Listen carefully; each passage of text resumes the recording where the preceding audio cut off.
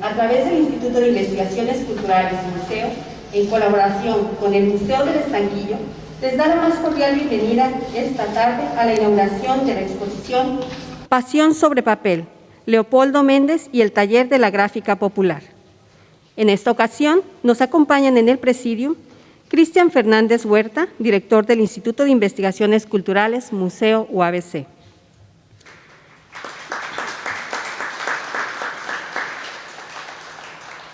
Enoc de Santiago, director del Museo del Estanquillo.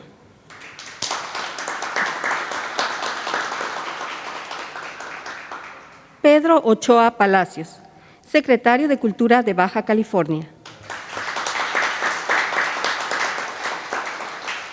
Evelio Álvarez Sanabria, subdirector del Museo del Estanquillo. Héctor Rubio Chavarín, coordinador del Museo de la UABC. Asimismo, agradecemos la asistencia del público y medios de comunicación que esta tarde nos acompañan. Sean todos y todas bienvenidos. A continuación, y para dar inicio a nuestra ceremonia de apertura, escucharemos el mensaje de bienvenida del doctor Cristian Fernández Huerta, director del Instituto de Investigaciones Culturales, Museo UABC.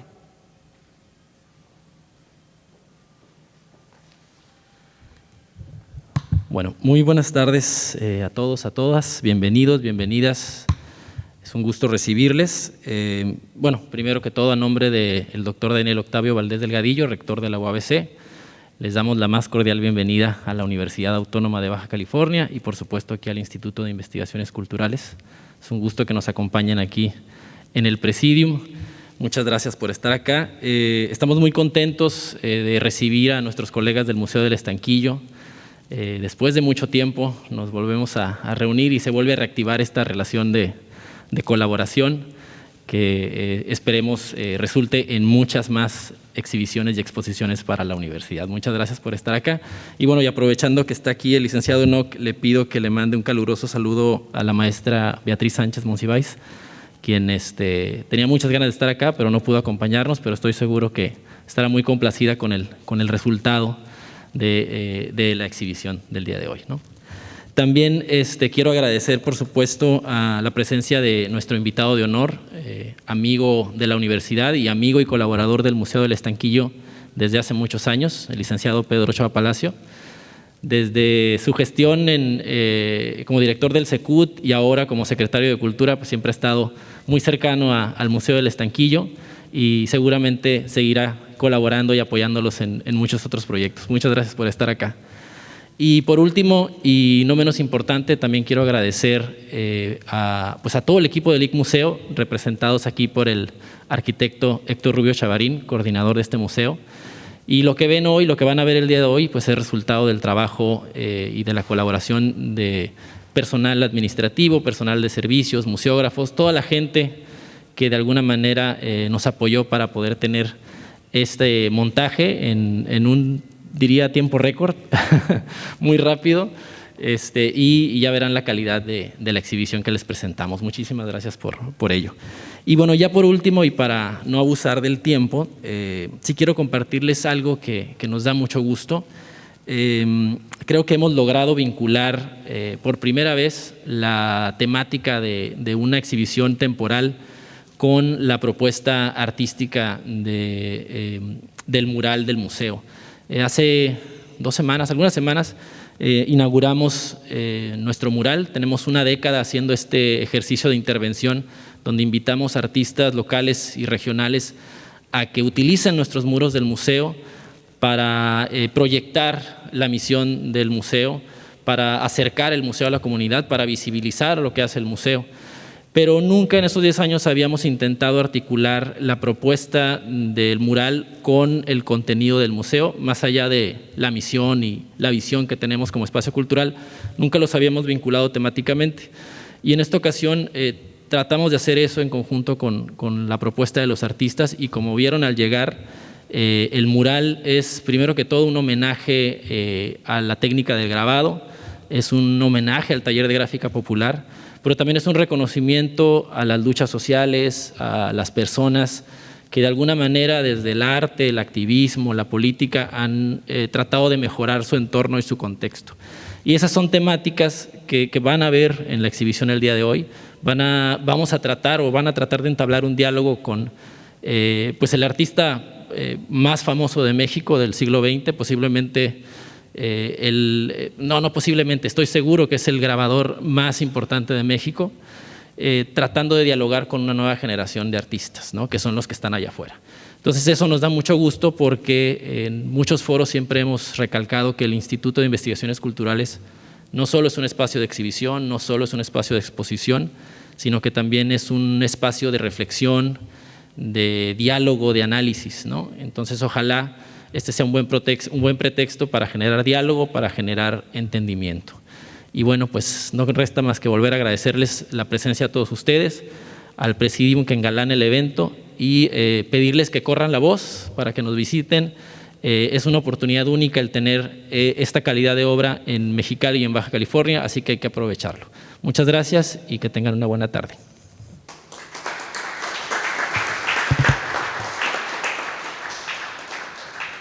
En este momento invitamos al licenciado Enoc de Santiago, director del Museo del Estanquillo, para que nos dirija unas palabras. ¿Qué tal? Muy buenas tardes. Pues muchas gracias a todos los que nos acompañan esta tarde de apertura de la exposición Pasión sobre Papel, Leopoldo Méndez y el Taller de Gráfica Popular.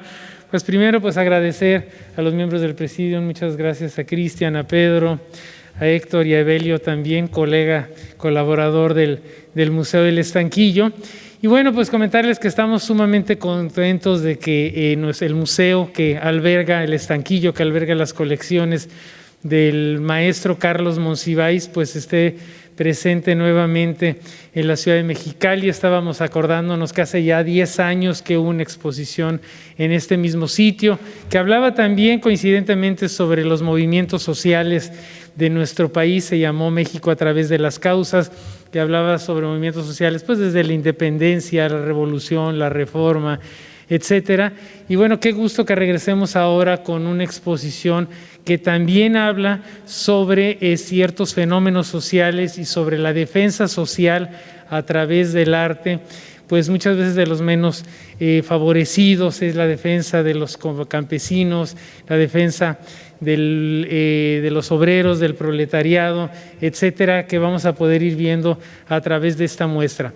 Para todos los que no sepan muy bien qué es el Museo del Estanquillo, pues les platico que, bueno, nuestro fundador, Carlos Monsiváis, que seguramente muchos de ustedes lo recordarán, sobre todo ya las generaciones un poquito ya más crecidas, como un extraordinario escritor, cronista, que aparecía, estaba en todos lados, conferencias en universidades, programas de televisión, etcétera. Pues tuvo una gran pasión que fue el coleccionismo. A lo largo de su vida, pues llegó a juntar, creemos que arriba de 30,000 piezas, sobre todo incluyendo un acervo enorme de fotografía, pues llegó a coleccionar tal cantidad de objetos, pues que funda un museo que es el Museo del Estanquillo, que se ha preocupado desde hace 15 años, este año cumple 15 años el museo, el 23 de noviembre, o sea, ya prácticamente estamos de manteles largos, pues se ha preocupado por dar a conocer a los que nos visitan el museo y también a los que no nos pueden visitar a través de estas exposiciones itinerantes, pues lo que le interesaba a Monsiváis y lo que llegó a atesorar a lo largo de su vida. Monsiváis no era un coleccionista al azar, lo que le interesaba era tener objetos que hablaran sobre la historia de nuestro país, los movimientos sociales y cómo se había ido transformando la sociedad a través de todos estos años. Y en distintos aspectos, pues desde le gustaba muchísimo el grabado, por ejemplo, como es esta colección, partituras, las miniaturas, también le gustaba mucho coleccionar fotografía, pintura, escultura, etcétera, pero siempre con un ojo de cronista. Las exposiciones tenían que contar una historia sobre nuestro país. Y es así como se va formando esta colección, que les voy a decir cuál es el origen de la gran parte de esta obra, sobre todo de la obra de Leopoldo Méndez. ¿Cómo llega al Museo del Estanquillo? Pues el hijo de Leopoldo Méndez, Pablo Méndez, que fue colaborador varios años del museo, muy cercano a Carlos Monsiváis. Todavía vive Pablo, no es tan grande, creo que estamos haciendo cuentas que tiene como 81 años ahorita, por 80, 81, jovenazo todavía.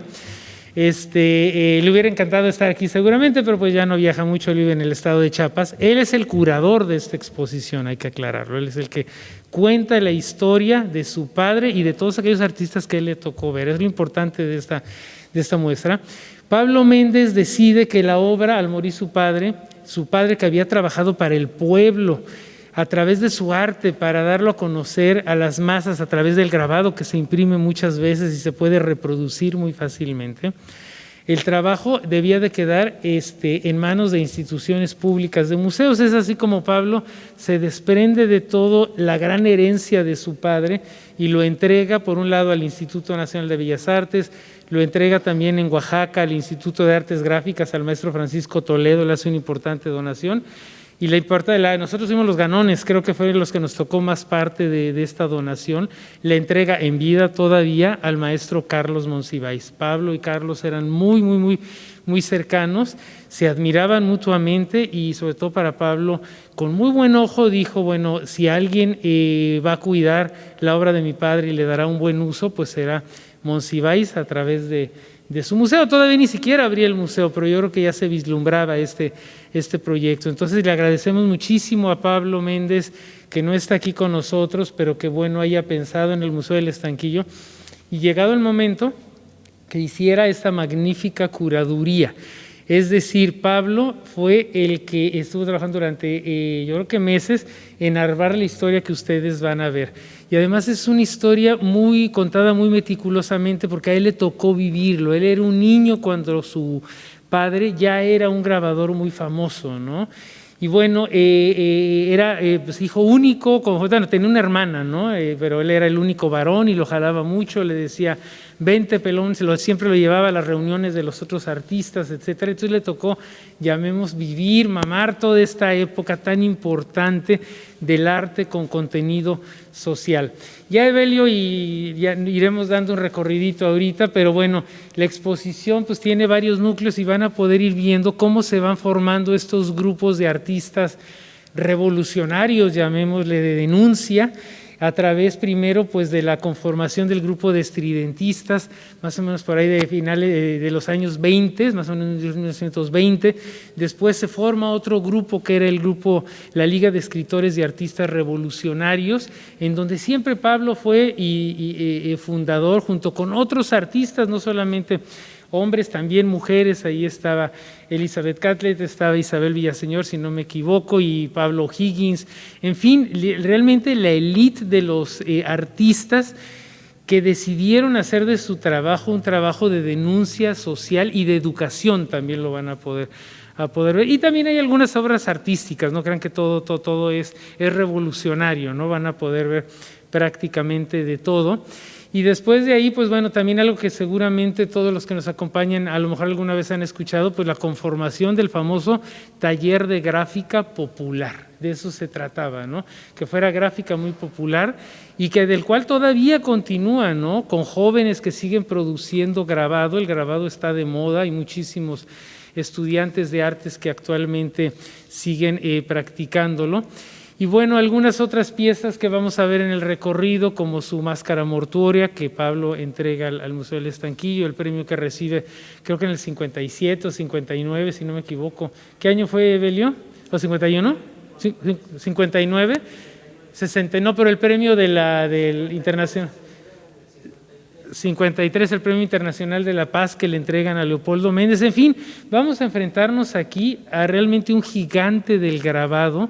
Yo creo que, como lo decía Cristian, es junto con Posada, que tenía otro carácter más popular, digamos, es el más grande grabador que ha tenido nuestro país y uno de los más importantes, yo creo que del mundo. El trabajo de Leopoldo Méndez del TGP es reconocido en muchos países del mundo como un arte de denuncia que fue pionero en el mundo al mismo tiempo que se estaba desarrollando la Revolución Rusa y los grandes movimientos sociales.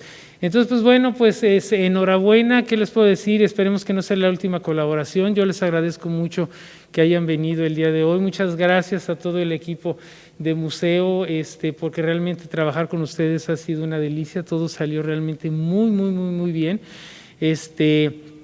Y bueno, pues recomienden mucho la exposición, esperemos que les guste y pues bueno, que tengan todos una muy buena tarde. Muchas gracias.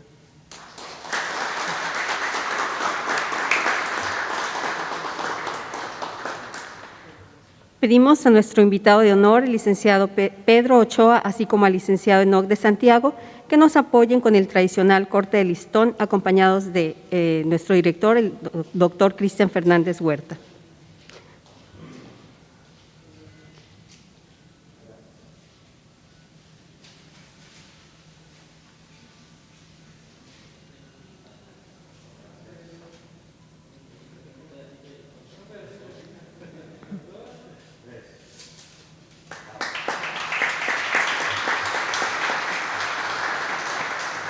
En esta ocasión, el recorrido por la exposición será dirigido por Evelio Álvarez Sanabria, subdirector del Museo del Estanquillo. Sean todas y todos bienvenidos.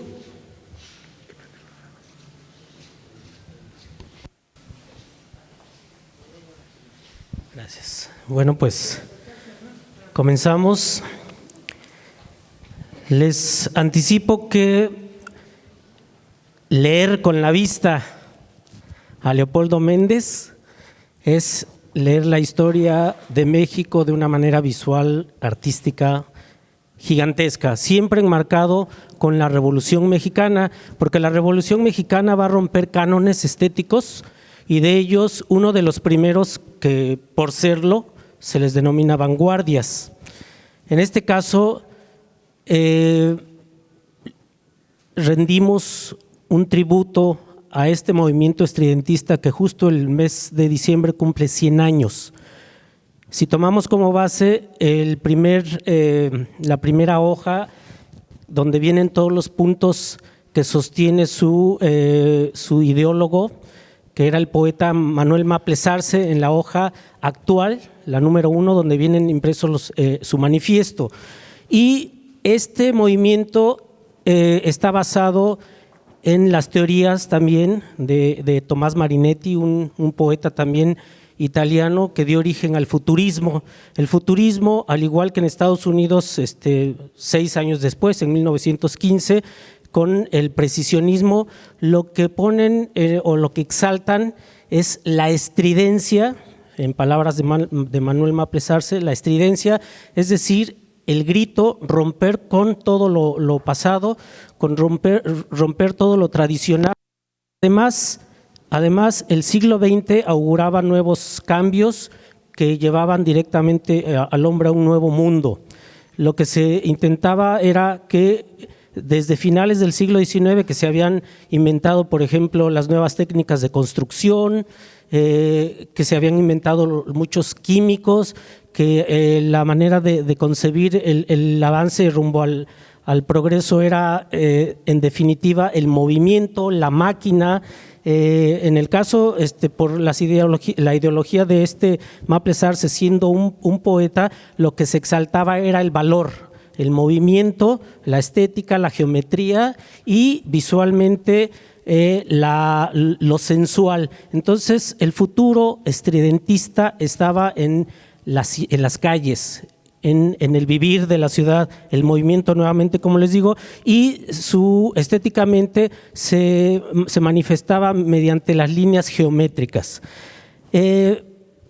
Maples Arce conoce a Leopoldo Méndez en la Academia de San Carlos, donde estudiaba pintura Leopoldo Méndez, y después por su carrera propiamente de abogado de Maples Arce va a parar como secretario de gobernación del general Heriberto Jara en Veracruz, y el movimiento que se había originado en la Ciudad de México se traslada a la ciudad de Jalapa, Veracruz, donde empiezan a publicar en el periódico El Universal escritos ya poemas a través de un poeta también que trabajaba para el periódico y que era Germán Lis Arzubide. El primer escrito, digamos, el primer periódico que habían publicado era esta primera hoja actual, que hubo varias que se dieron en los 3 años sucesivos a 1921, y después, digamos, ya en la revista periódica, y periódica tampoco quiere decir que haya sido durante muchos años, salieron pocos números, fue la revista Horizonte. Después ya sale la revista Irradiador, de la cual se publican muy pocos números, y este que tenemos nosotros aquí, la verdad, es una joya bibliográfica que se tiene aquí en las colecciones Carlos Monsiváis. Para 1924 ya Manuel Maples Arce escribe este poema en 5 cantos, Urbe, que lo que exalta es el movimiento ruso a través de sus ciudades, de sus grandes ciudades. Hay que recordar que, por ejemplo, desde mediados del siglo XIX, Marx había augurado que la revolución socialista se iba a dar en Estados Unidos, porque en Estados Unidos se congregaba la mayor parte de obreros, algo que se equivocó, se dio en Rusia, que ostentaba hasta ese momento la mayor cantidad de campesinos, de obreros, llamémosle así, del campo. Aquí tenemos nosotros algunos grabados, de Isabel Villaseñor, que era la esposa de Germán Cueto, uno de los artistas fundamentales y claves dentro del movimiento estridentista. Si nosotros nos acercamos para ver las obras, nos vamos a dar cuenta de que tienen un rasgo que son las líneas, la geometría, y la geometría que deriva del cubismo, que ya desde principios del siglo XX se había puesto de moda, incluso mucho antes que el futurismo, y esto daría pie a nuevas teorías también que son ya posrevolucionarias aquí en México y en otros países. Esta también es muy importante. Por cierto, hemos de comentarles que nosotros, el Museo del Estanquillo, aunque es un museo relativamente modesto, tenemos una obra bastante importante, y en el Museo Reina Sofía en España nos han pedido varias obras prestadas que van a aparecer en un catálogo, y esta es una de las principales que va a aparecer próximamente. Ahora bien, el movimiento revolucionario rompe, como les dije, con los cánones conservadores, y como todo movimiento que es dado por las armas, siempre deja un sedimento y una parte que se exalta, en este caso visible, que es el pueblo. Hablando en términos estéticos, en términos de arte, lo que privaba antes de la revolución era el trabajo de caballete, hablando de pintura. El trabajo en caballete deja de hacerse, o por lo menos deja de tener la función principal, que antes era intimista, y ahora, después de la Revolución Mexicana, viene el arte magnificado, vuelto al pueblo, que es el muralismo. El muralismo con grandes personajes que hemos tenido, pues, conocemos a los más conocidos: Diego Rivera, José Clemente Orozco, Siqueiros, por supuesto hay muchísimos más, Fermín Revueltas, también uno de los hermanos de esta familia excelsa de artistas, y que ellos ya se agrupaban en un sindicato, el Sindicato de Obreros Técnicos, pintores y escultores que trabajaban para Bellas Artes. Aquí nosotros tenemos algunas obras de José Clemente Orozco, de también un grabador académico, Carlos Orozco Romero. 2 obras aquí, una de Rufino Tamayo y otra de Leopoldo Méndez, donde retrata a estos artistas, que es el doctor Atl, Diego Rivera tocando aquí el teponaztle, el doctor Atl con las matracas, y Siqueiros con una especie de laúd hecha con una cuerda y una hoz socialista. El que está atrás tocando la campanilla es Moisés Sáenz. Moisés Sáenz, un regiomontano, hermano también de un político que era Aarón Sáenz, que estuvo muy cerca, que fue un personaje también muy cercano a a Álvaro Obregón. ¿Y por qué están allí en ese concierto tocando como si fueran pues indígenas? Porque Moisés Sáenz fue uno de los principales ideólogos del indigenismo mexicano. Bueno, todos ellos ya estaban en el sindicato que les comento de obreros y trabajadores para Bellas Artes. Obreros porque todos ellos tenían las teorías marxistas a través de la Revolución Mexicana y ellos forman parte ya de la Liga de Escritores y Artistas Revolucionarios que se crea en 1933 y de la cual Leopoldo Méndez es uno de los miembros fundadores. En el contexto internacional, el inicio de los 30 es un movimiento de ascensión o de ascenso del poder, sobre todo en Alemania, con el Partido Nacional Socialista, es decir, con el partido de Hitler. Entonces, ellos tenían ya nexos, algunos de manera diplomática y otros de manera, digamos, subrepticia, creados a través del espionaje.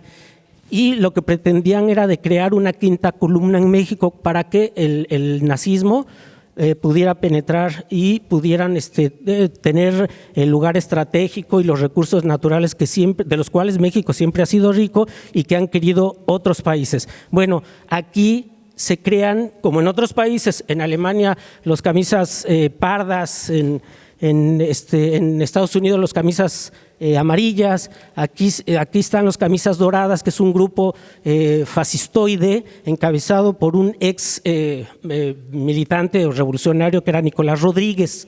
Y estas primeras obras que tenemos aquí es para denunciar trabajo y esta relación que existían entre la ARM, la Acción Revolucionaria Mexicanista, y el nazismo. Es importante resaltar que si vemos también muy de cerca este personaje que tiene un sombrero así como tejano, realmente el rostro de él es de Plutarco Elías Calles. Plutarco Elías Calles, hay que recordar también que cuando sube a la presidencia Lázaro Cárdenas, lo saca del país porque estaba, para empezar, Cárdenas ya quiso cortar con el poder político de Plutarco Elías Calles, no se iba a dejar manipular y lo saca del país porque además estaban comprobados sus nexos con estos grupos, alguno de ellos incluso que estuvo muy emparentado con Gonzalo N. Santos, el gobernador de San Luis Potosí. Para finales de 1936, ya a principios del 37, desaparece la LEAR, la Liga de Escritores y Artistas Revolucionarios, y se crea el Taller de la Gráfica Popular. Para entonces ya estamos hablando de aproximadamente 15 años en los cuales se habían estado ensayando técnicas, se había inventado, por llamarle así, el grabado sobre linóleo, que era barato, fácil de conseguir, era fácil de trabajar y permitía reproducciones por miles y miles de un solo grabado.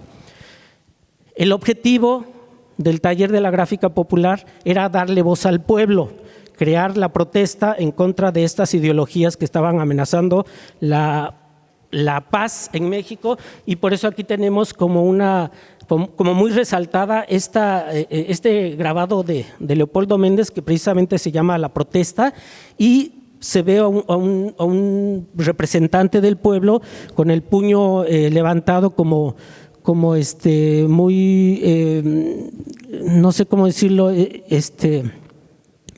quiere gritar pero no lo puede hacer porque no hay una persona, un gobierno o una situación que pueda mejorarlo si no es el propio campesino, el propio obrero, la propia gente del pueblo.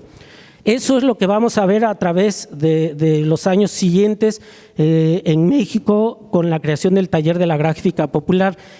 En este caso es claro, nosotros trajimos solamente solo 2 litografías, pero es un trabajo, uno de los primeros trabajos que le encargan al Taller de la Gráfica Popular en 1938 para la Universidad Obrera, y es un calendario. Entre ellos queremos resaltar aquí uno que de Ángel Bracho, donde hablan incluso del asesinato, de la muerte, ya más que asesinato, de la muerte de Saturnino Cedillo, que fue el último que dio un golpe de Estado y que intentó acabar con Lázaro Cárdenas porque consideraba que él debió haber sido presidente, no aceptó lo que Lázaro Cárdenas le ofrecía, que fue una secretaría de Agricultura, y después él se alía con Gonzalo N. Santos, que en ese entonces era el gobernador de San Luis Potosí, se refugia allí y desde entonces duró cerca de 8 meses el problema que se suscitó con el gobierno hasta que lo cercan en el monte y lo matan. Esta fue la última rebelión que México enfrentó y incluso con dinero propio de Saturnino se compraron avionetas a Estados Unidos para hacer la guerra.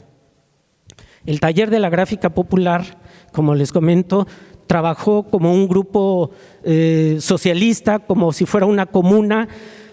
Todos los viernes en el lugar del taller se reunían los integrantes para discutir las ideas, aprobar proyectos y aun cuando fuera un grupo, cada uno por supuesto podía decidir lo suyo, pero en ocasiones decidían trabajar en conjunto, a veces firmaban como todos, como el TGP, solamente con las siglas, sabiendo que todos ellos habían participado. Aquí podemos ver a Elizabeth Catlett, a Mariana Jampolsky, aquí está Leopoldo Méndez, el que vemos aquí custodiando las imágenes en pequeño. Y bueno, este que está aquí también es Pablo O'Higgins, que fue una figura súper importante porque también fue uno de los fundadores de la LEART y del TGP, como les comentaba. Ahora, muchos de los trabajos que ellos hacían era para publicar lo que se pretendía hacer con el gobierno, perdón, con el pueblo, porque pues quien tiene quien es dueño de los periódicos generalmente hace opinión y lo que ellos quieran que el público piense u opine, eso es lo que va a hacer. Siempre hay que resaltar que que la década de los 30 fue súper importante por lo que les comentaba. También en el 37, cuando se crea el taller de la gráfica popular, al poco tiempo Trotsky llega a México. Entonces, esto polariza a toda la sociedad, se discute en corto, se discute también en los medios nacionales y, por ejemplo, este grabado de La Voz de México, como lo dice aquí, un diario al servicio del pueblo, vemos cómo el pueblo tiene sus trompetillas para abuchear a los ricos, al ejército, pero aquí lo que están haciendo es correr de la multitud a Trotsky, quien aparece con un letrerito ahí de nazi con la esvástica. Bueno, hay que recordar que Trotsky fue el creador del Ejército Rojo en Rusia, pero cuando muere Lenin y se hace del poder Stalin, pues como Trotsky amenazaba el poder de él, lo persigue y por diversos lugares del planeta hasta que Diego Rivera convence a Lázaro Cárdenas de que le dé asilo aquí. Entonces eso, como les platico, genera un problema enorme porque hay que recordar que justo en ese momento se estaba dando en España la guerra civil franquista. Entonces allá estaba combatiendo David Alfaro Siqueiros, el coronelazo. Él es el quien hace esta litografía muy bella y cuando llega a México, David Alfaro Siqueiros ya traía el encargo de acabar con Trotsky. Entonces, en aquel entonces ya había sido embajador de Francia Narciso Bassols y él recomendó a las personas que debían ser las que iban a exiliar en México y sobre todo los que ya tenían un carnet que pertenecían al Partido Comunista, al Partido Socialista o Comunista. Bueno, quienes tenían carnet era porque eran estalinistas y su deber antes que todo, porque hay que recordar que uno de los deberes, si era uno integrante del Partido Comunista, es que antes que su país estaba el ser parte de una hermandad obrera internacional más grande que la nacional. Entonces, Trotsky en palabras de Siqueiros, iba a generar en México un ambiente por el cual no le iban a reconocer a él y a la gente que estaba luchando en España contra los nazis, que eran los que movían los hilos de Franco, como aquí vemos en esta litografía, en esta linolografía de Andrea Gómez, que la Iglesia se había aliado con Franco. Se iba a minimizar los esfuerzos de las brigadas internacionales y que nunca se le iba a dar la importancia adecuada a México dentro del contexto de la guerra franquista. Es por eso que cuando llegan a México los exiliados, entre ellos ya venían los asesinos de Trotsky, que a final de cuentas fue Ramón Mercader, y se planearon tres formas de acabarlo. El primero fue el que fracasó con Siqueiros. Todo esto hay que recordarlo, hay que recordar el ascenso del nazismo en Alemania, hay que recordar en México los problemas del maximato, la segunda y hasta tercera oleada de la guerra cristera en México, Lázaro Cárdenas y la creación del sinarquismo, que es lo que vamos a ver ahorita más adelante, porque todo esto enmarca una década fundamental del taller de la gráfica popular. ¿Por qué Leopoldo Méndez es considerado como uno de los más grandes artistas de un realismo socialista fenomenal? Lo vemos en uno de estos, en este grabado que Pablo Méndez escribe o reseña de cómo en una noche su papá hizo este grabado y él nos explicaba muchas cosas. Él estaba muy pequeño, pero que algunas semanas después le dijo a su papá: ven, acompáñame, vamos a un lugar donde él ve cómo Leopoldo Méndez abraza a mucha gente, y al poco rato ven que en el puente donde ellos estaban empieza a llegar las gentes que venían desde Coahuila, desde Palau, para hacer un plantón, una protesta por las injusticias que se estaban cometiendo allá en Coahuila. Entonces, aquí lo que Pablo quiere ver es que el trabajo que él vio que hizo su padre y que se refleja aquí, los carteles que llevan en las manos esta gente, es este cartel. Y eso es precisamente lo que vemos, que es el apoyo de Leopoldo Méndez hacia los sindicatos, hacia las causas sociales. Muchas veces todos los gastos los absorbía el taller de gráfica popular y ellos no recibían pago de ninguna especie. El taller de la gráfica popular tuvo entre sus filas a lo más granado del arte en su época. Claro que tampoco el taller de la gráfica era el único, había más agrupaciones y ellos mismos reconocían, por ejemplo, que en otras asociaciones de artistas, de grabadores, pues también había gran talento, pero en el taller de gráfica estaba quizás lo más granado. Oscar Frías, Francisco Mora, Adolfo Michac, Isidoro Campo, Elizabeth Cadle, que era una mujer de raza negra en Estados Unidos que se casa con un grabador mexicano. Vivió muchos años aquí y luego tuvo problemas para regresar a Estados Unidos porque eran épocas pues muy difíciles para la gente de color. Everardo Ramírez, Everardo Ávila, Pablo Higgins, que basta decir que Pablo Higgins fue el padrino de Pablo Méndez, el curador de esta exposición, y que fue el que hizo y que fue hijo de Leopoldo Méndez. Ahora también por el taller de la gráfica popular pasaron gente de otros países, como ya mencioné, de Pablo Higgins, Galo Galecio, que hizo una estancia en México, es un grabador ecuatoriano, aquí muy poco conocido la verdad, pero también estuvo dentro de las filas del taller de la gráfica un alemán que fue el último director de la escuela vanguardista también en su momento, de la Bauhaus, y Hannes Meyer, que fue el historiador del taller de la gráfica popular. Por ejemplo, él en algún estudio que hizo comentó que la prensa que habían traído de Europa fue la prensa con la que se imprimieron boletines durante la Comuna de París en 1872. Entonces, eso le daba un realce aún mayor al propio taller y a los ideales que tenía. ¿Por qué tanto problema social en México? Bueno, porque siempre los problemas han sido por la falta de tierra, por la falta de posesión, por la falta o porque simplemente les quitaron lo que tenían. Todo eso se dio fundamentalmente en el periodo llamado del Porfiriato.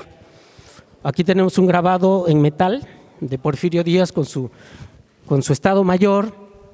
Esta litografía nos habla de la masacre que se hizo en Río Blanco, Veracruz, y bueno, esto fue en 1907, pero ese problema es lo que genera después el estallido de la Revolución Mexicana.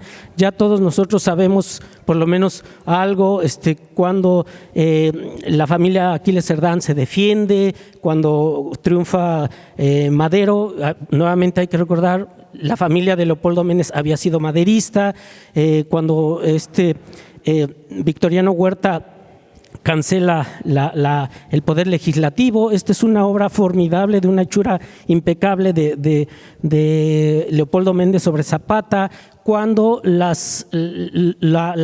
bola, como le llamaban, que era en general los campesinos, los desposeídos, iban hacia algún lugar porque estaban entrando, habían ganado la plaza. Bueno, aquí vemos cómo diría Manuel López Obrador ahora, los fifís corren gritando, corre, que ahí viene la bola.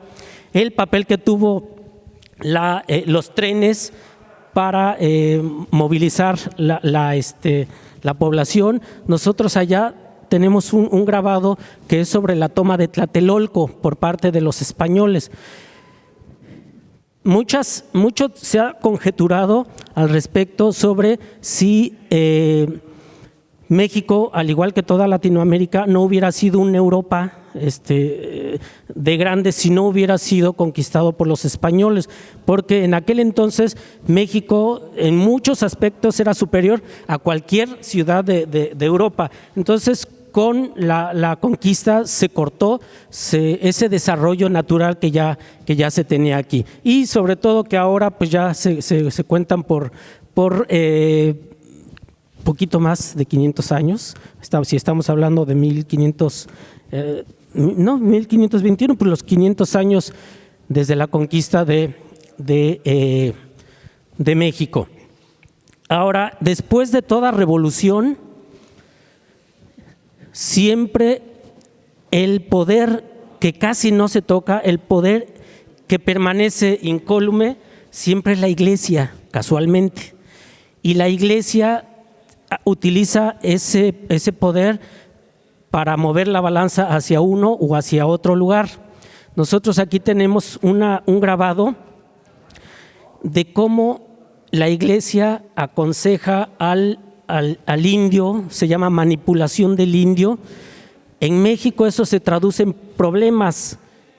Uno de los principales fue el asesinato que se hizo al presidente Álvaro Obregón, un caricaturista que le va a hacer un retrato, que se acerca a él para que lo vea, y en ese justo momento le dispara a Álvaro Obregón. Bueno, esto estuvo fraguado a través del conservadurismo encabezado por la Iglesia.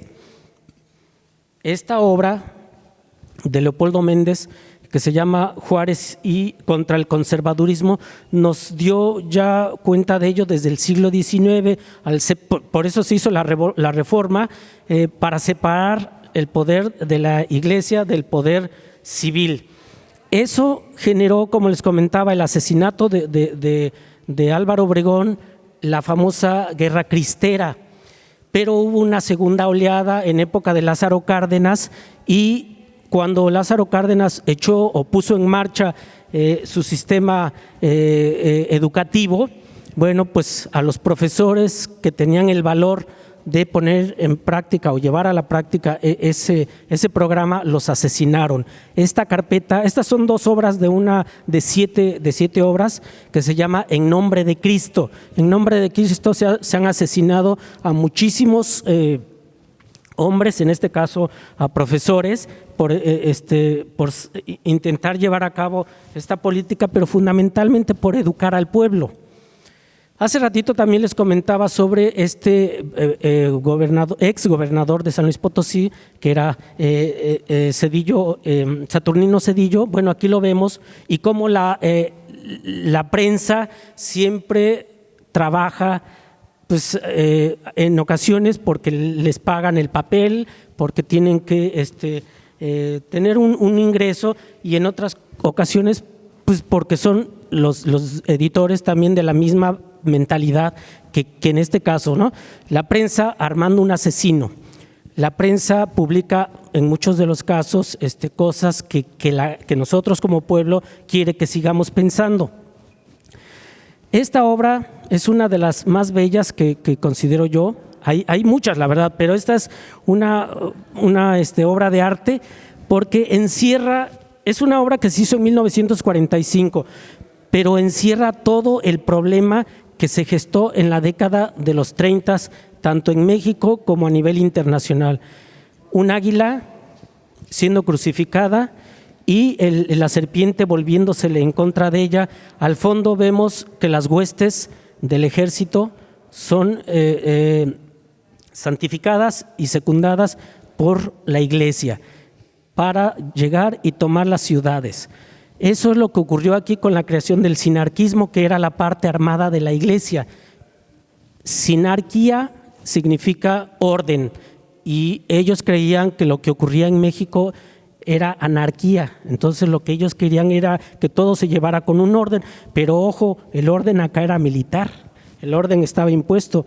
Eran personas, muchos de ellos campesinos, que se les inculcaba un adiestramiento marcial. Es decir, de repente ellos estaban congregados para tomar una plaza a las 8 de la mañana y nadie veía nada hasta que a las 8 aparecía un batallón de 2,000 personas, de 3,000. ¿De dónde salió esa gente? Es que todos estaban educados de una manera marcial, aunque fueran campesinos, y llevaban sus pancartas o sus estandartes de la Virgen de Guadalupe, símbolos que solamente ellos entendían.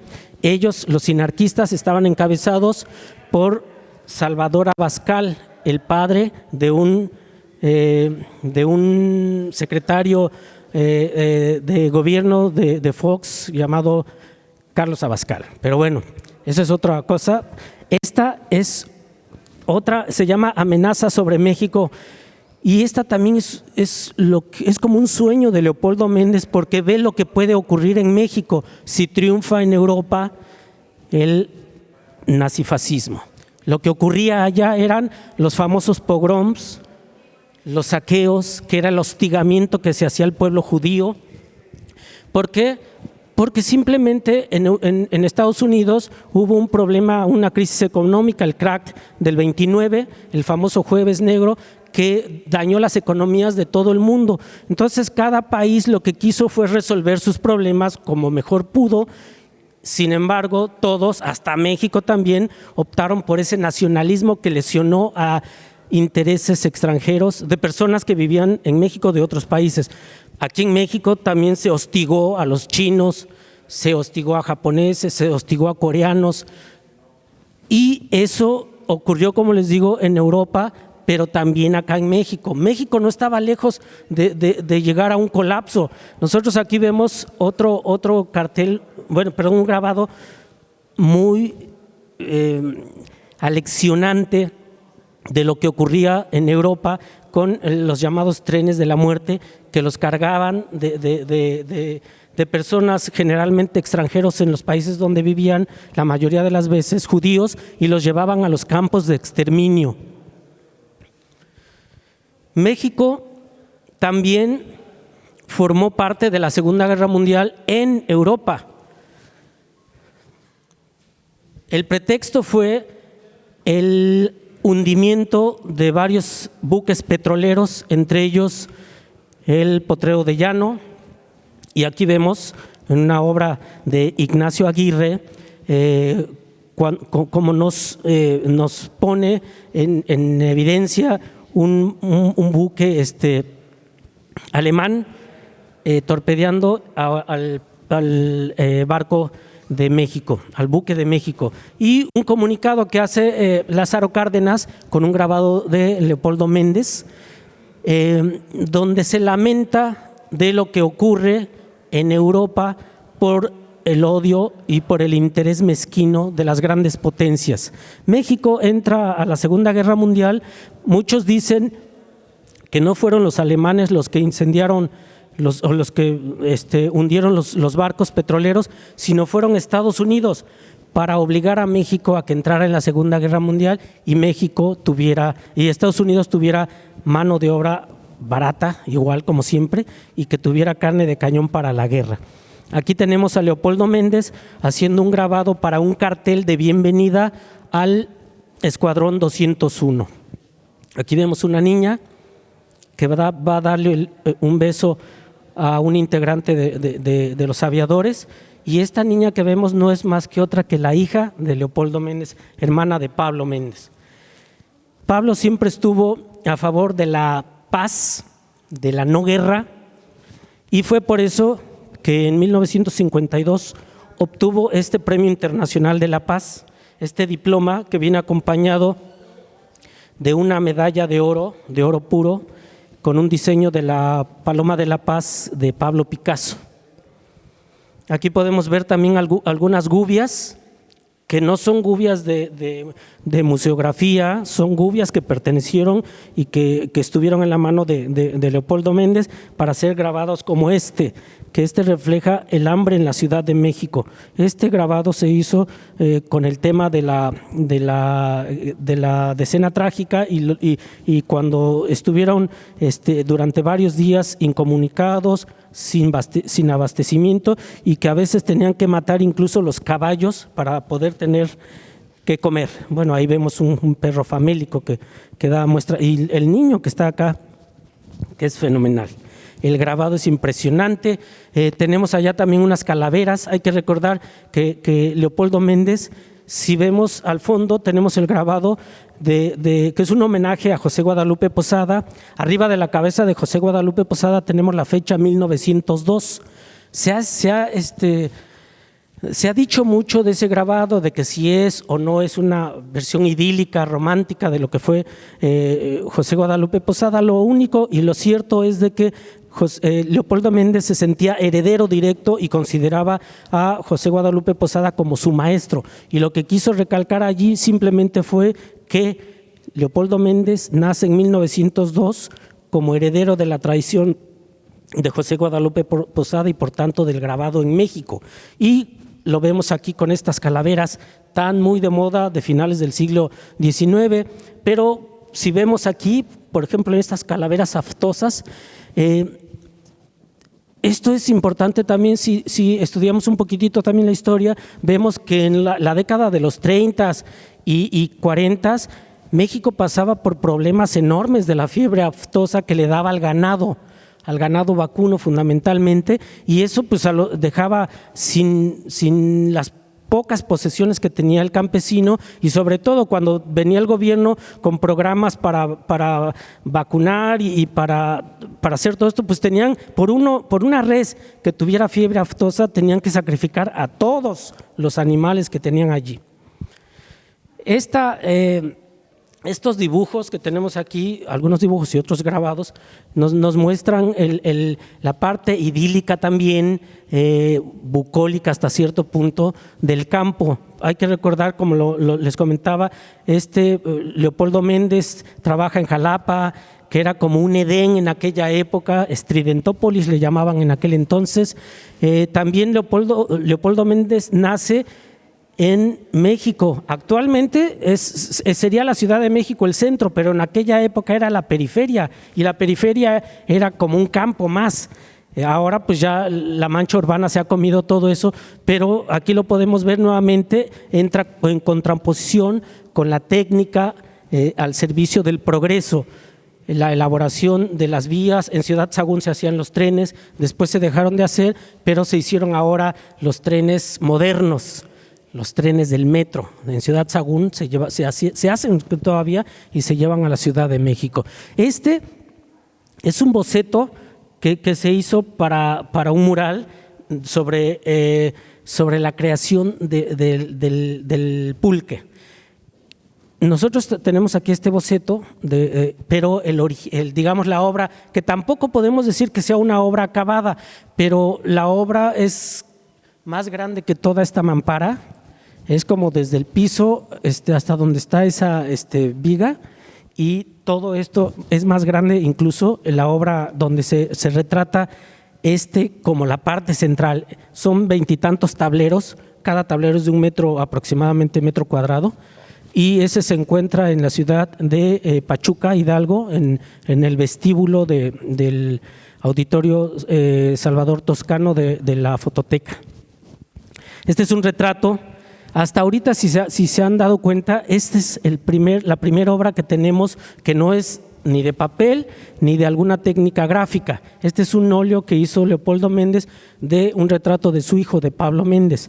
Y sí teníamos 2 o 3 más, pero quise sacarlas con la autorización de Pablo Méndez para dejar solamente lo que correspondía al tópico, que era Pasión sobre papel, solamente los grabados. Era importante esto porque pues es una persona muy allegada a quien hizo esta exposición y los que están aquí, que este es Felipe, una persona que hacía los mandados en el Fondo Editorial de la Plástica Mexicana, porque aproximadamente en el 58, Leopoldo Méndez sale del taller de la gráfica popular porque ya había ciertas diferencias con personas que habían entrado ya hasta una tercera generación, y él decide partir. Él consideró que ya su labor hasta ahí había llegado. Sin embargo, como él tenía buenas relaciones con el presidente López Mateos, se le entrega unos recursos para crear el Fondo Editorial de la Plástica Mexicana,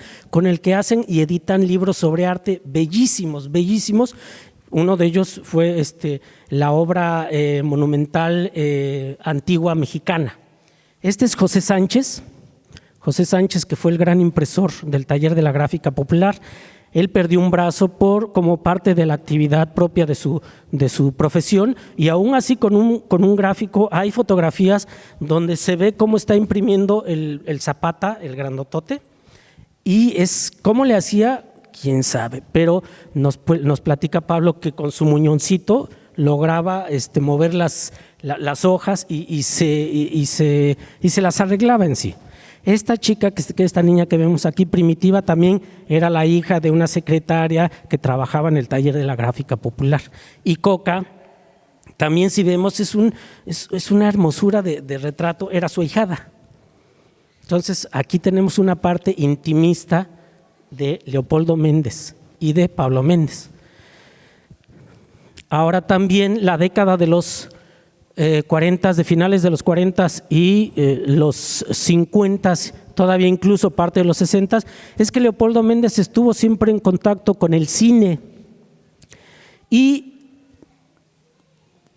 se le encargaron grabados para películas como Río Escondido, Pueblerina, Un día de vida, El rebozo de soledad, La rebelión de los colgados, La rosa blanca y un dorado de Villa.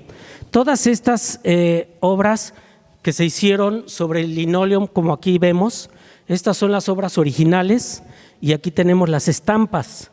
Ahora, ¿se imaginan ustedes ver esto en una sala de cine? Las salas antiguas, que eran gigantescas, que tenían una pantalla enorme, no como las de ahora que son chiquitas. Esto no pierde en ápice, no se abre el grano, sino que se sigue viendo monumental a la vez y sigue siendo monumental como se ven aquí. Los grabados hay que echarles luego talquito un poco para que resalte y haga el contraste y uno pueda ver si va bien si tiene que corregir algo, y no es solamente para que uno pueda ver y contemplar el contraste de estos grabados, ¿va? Pero él era un maestro de las luces, de los contrastes. Allá vemos la reproducción de las antorchas, uno de los grabados más pirateados de Leopoldo Méndez, más utilizados, como el de la carreta que tenemos acá. Y aquí en esta pantalla podemos apreciar cómo se veía en las salas de cine de la época cuando aparecían los créditos de la película y sobre un fondo que no eran otros que los grabados de Leopoldo Méndez. Leopoldo Méndez asimismo ilustró muchos libros, sin embargo aquí solamente mostramos dos. El libro de Juan de la Cabada, Incidentes melódicos del mundo irracional, por el que gana el premio al mejor libro. Es un libro que, bueno, en sí el cuento es maravilloso.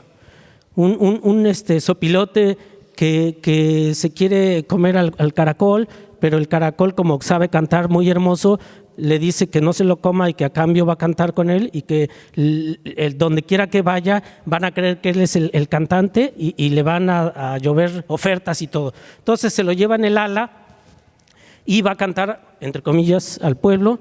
El pueblo, por ejemplo, este es el alcalde.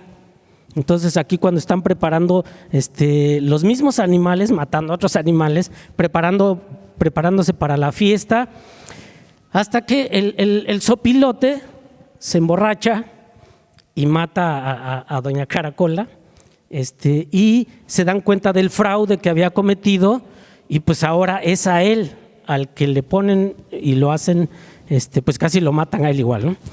Este otro libro habla de que, bueno, nosotros hemos hecho un recorrido cíclico. Iniciamos en 1921 siendo parte del movimiento estridentista y nunca dejó de tener y de mantener la amistad con Maples Arce. Maples Arce en el 64 escribe este libro, A la orilla de este río, que es una remembranza de sus primeros años mozos, de los que hacía cuando trabajaba en Veracruz. Y bueno, estas son las viñetas que hizo, algunas de las viñetas que hizo Leopoldo Méndez para ilustrar este libro. Y estos es otro estilo. Si ustedes se dan cuenta cómo los grabados tienen un estilo distinto, hay grabados como el de las calaveras que son otro trabajo distinto, los dibujos, los bocetos y las litografías, estos son trabajos en metal, y cada uno de ellos tiene un estilo, una preciosura enorme, gigantesca, que pocos artistas han igualado. Bueno, han sido alabados por muchísimos, y al final de sus días Leopoldo Méndez empieza a menguar su salud. Aún así seguía trabajando porque él siempre fue una persona creadora en todos los aspectos, pero su salud empieza a menguar. Él regresa a sus orígenes y empieza a trabajar nuevamente la pintura. Aquí lo vemos en su taller con una fotografía que le hizo su hijo Pablo Méndez, y él empieza a ensimismarse poco a poco, tan a ensimismarse que, por ejemplo, un movimiento social que siendo él más joven no hubiera dejado pasar desapercibido, como el movimiento del 68, él ya no estaba allí. Él ya lo deja porque toda su generación estaba sabida de que si ellos participaban era como una ofensa hacia su propio trabajo, es decir, hacia su propia vida. Pablo Méndez, el hijo de Leopoldo, trabajaba como fotógrafo del Fondo Editorial de la Plástica Mexicana, y como era pues joven, también asistió en algunos de los mítines que se hicieron en el 68 y llegaron a detenerlo. En algún momento estuvo preso y su papá Leopoldo Méndez tuvo que ir a sacarlo de la cárcel, y lo que me comentó Pablo Méndez es algo que explica por qué los grandes grabadores de aquel entonces se mantuvieron al margen del movimiento, y solamente los que fueron de tercera generación, como Adolfo Mechac, él sí participó activamente en los grabados. Lo que le dijo su papá a Pablo Méndez después de que lo sacó de la cárcel, le dijo: hijo, ¿por qué me haces esto? El hecho de que Pablo Méndez estuviera en la cárcel lesionaba ya la imagen del propio padre. Y bueno, con esto, cuando muere Leopoldo Méndez, que su gran amigo de toda la vida, uno de sus grandes amigos, había sido David Alfaro Siqueiros, cuando llega al sepelio, nos cuenta igual Pablo Méndez que había sido muy emotiva su entrada y también grandiosa, como fue toda su vida del propio Siqueiros, preguntando por su papá. Todavía se acerca después, entre el público estaba el grabador, más que grabador, el escultor Federico Canesi, para solicitarle permiso a Pablo Méndez de que le hiciera la máscara mortuoria a su papá. Eso fue en el 69, para el 70, cuando se hace el Poliforum Cultural Siqueiros, él recrea el retrato de los grandes grabadores, que estaba el doctor Atl, estaba Diego Rivera, por supuesto Siqueiros, Leopoldo Méndez y en un lugar muy importante, José Guadalupe Posada y Leopoldo Méndez. Y eso es todo por hoy.